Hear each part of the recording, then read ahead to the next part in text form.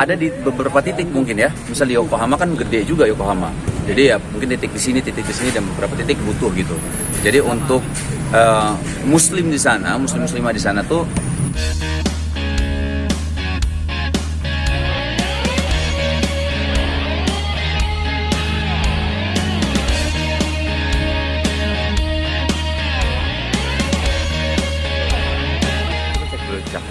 nah, tapi butuh dananya itu memang sekitar 32M lah, sekitar segitu. Dan ya kita berharap banyak dukungan dari umat muslim tentunya, dan support dari saudara-saudara, karena kita memang dari Indonesia, dan di sana nanti insya Allah kalau terbangun itu akan menjadi masjid Indonesia pertama di Yokohama. Masjid Indonesia ya, kalau masjid selain Yokohama memang sudah ada masjid di sana. Maksudnya selain masjid yang mau dibangun ini memang ada masjid yang lain. Tapi kalau masjid Indonesia pertama itu adalah itu masjid Indonesia pertama di Yokohama, itu pertama. Terus kedua, di sana juga bukan hanya masjid tapi sebenarnya Islamic Center ada masjidnya. Terus ada tempat penitipan buat anak-anak ya di Islamic Center itu. Ada tempat dakwahnya juga ya, bagi yang ingin mengenal Islam lebih dalam bisa di situ juga. Terus ada tempat studionya juga ya untuk syiar dakwah. Terus setahu saya itu sih, dan banyak hal lainnya lagi mungkin yang bisa manfaat yang didapatkan oleh orang-orang yang berada di Yokohama ketika masjid ini terbangun insya Allah. Tapi ini pure Bang Tengku Wisnu sendiri yang enggak banyak. Ada banyak juga. Jadi ada Mas Ari Untung, ada Mbak Luki Reza, terus ada ya saya Shiren, terus ada Astagfirullahaladzim ya Allah, ya ada Venita Ari ya, terus ada Mas Catur pengusaha, ada pengusaha di Indonesia, terus Astagfirullahaladzim, bentar tadi kalau istrinya Bupati ini Kendal siapa? Oh ini Chandrika. Caca Federica. Itu jadi apa gitu. Ya ada ini apa? Caca ya, Caca Federica. Terus siapa lagi selain Caca Federica? Ada Reza. Itu sih setahu saya ya. Jadi kemarin kita berangkat bareng-bareng fundraising, dan kita terus mencoba untuk fundraising juga di Indonesia gitu. Mas Wisnu, kalau untuk komunitas muslimnya sendiri di Yokohama, seberapa banyak sih yang Mas Wisnu tahu sehingga akhirnya jatuh pilihan di Yokohama itu?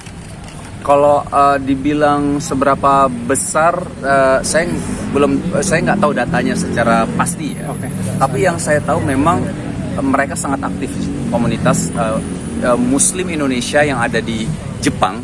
Bukan hanya di Yokohama, tapi di Jepang itu cukup aktif. Banyak sekali ngundang para ustadz, teman-teman juga untuk diundang ke sana untuk sharing satu sama lain, sharing ke teman-teman yang ada di Jepang gitu ya. Dan kalau misal ada acara event Islam di sana memang rame sih, masya Allah.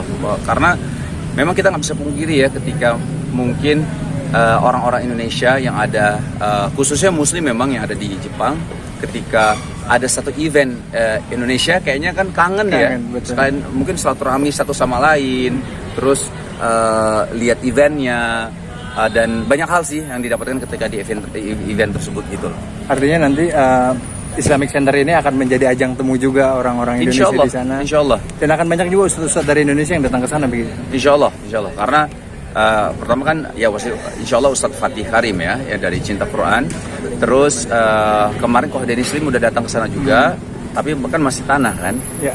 Dan harapannya adalah ketika banyak yang hadir, nanti makin banyak juga semangat umat Muslim yang ada di Jepang untuk bisa memakmurkan Islamic Center yang ada di Jepang sih, insya Allah. Mas Wisnu, kemarin kan waktu itu sebenarnya lo saat meresmikan mengazankan sempat menangis seperti apa sih mungkin? Ya terharu aja sih sebenarnya ya, terharu lebih ke karena kita kan nggak ada yang tahu ya amalan kita yang mana nih yang bisa membawa kita ke surganya Allah gitu ya.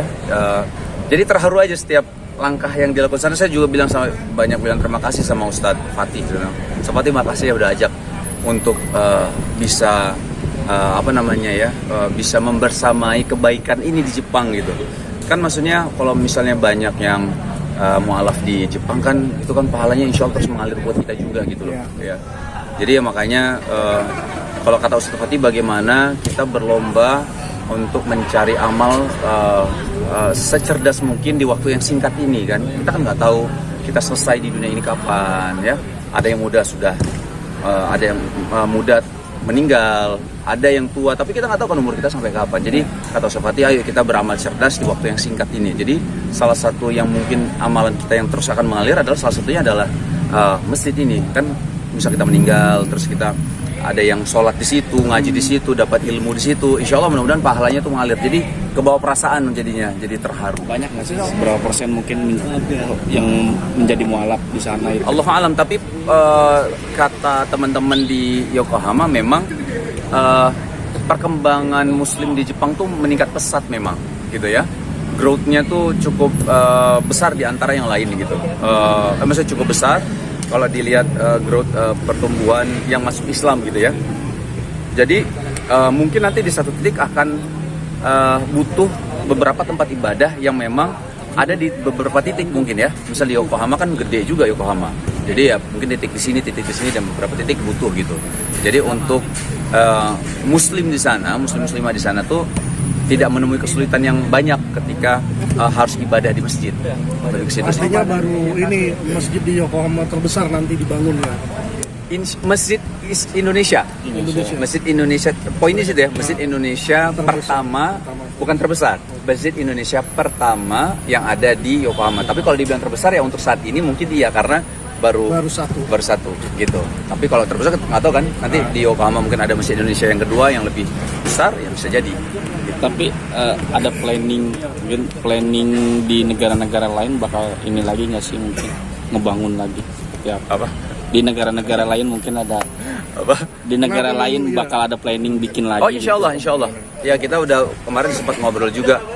Kayaknya Masya Allah ya kalau misalnya kita ke satu tempat tapi ada mudah-mudahan ada yang bisa kita tanamkan kebaikan di situ ya.